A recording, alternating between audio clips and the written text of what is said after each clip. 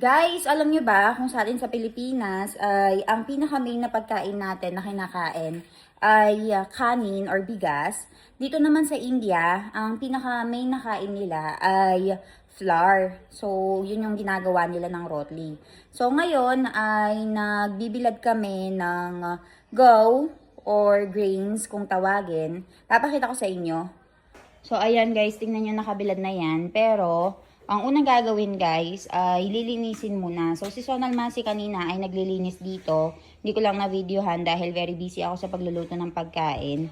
So ang sabi ni Mommy, 150 kilos daw ng ganito with flour, with grains yung binili namin para sa buong taon. Tapos guys, pagkatapos malinis, ayan tingnan niyo yung mga powder na yan. So pagkatapos malinis guys ay ibibilad dito para nga maiwasan na ayan, para nga maiwasan na magkaroon ng basa-basa and masira yung mga grains. So, ayan siya. Bibilad yan ng buong araw tapos ay lalagyan ng powder. Papakita ko sa inyo yung process. Bukod nga sa pag-restock ng mga go, kung tawagin nila, or with grains, guys, ang isa sa mga ni-stock din ng mga tao dito sa India ng for 1 year ay yung chili powder. So ngayon, dumating ulit si Sonal Masi and minimix niya yung mga chili powder na binili ni Mommy. So papakita ko sa inyo.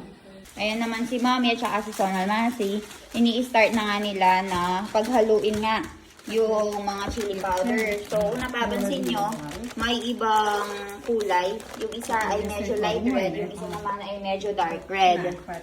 Ayan. Ayan sila. Very busy sila, guys.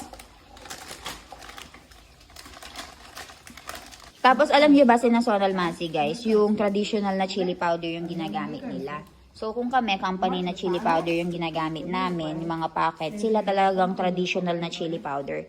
Kaya naman para sa akin, alam nyo ba, mas masarap magluto si Sonal Masi. Kasi very fresh yung mga ingredients na ginagamit nila. Especially yung asawa ko, guys, si Milan.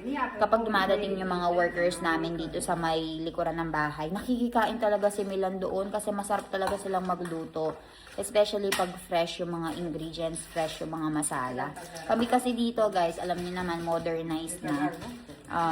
Gusto na namin yung mga packet-packet na ganyan. Kaya ay kapag mas tumatagal, hindi na masyadong masarap, diba? Pero kapag fresh, mas masarap.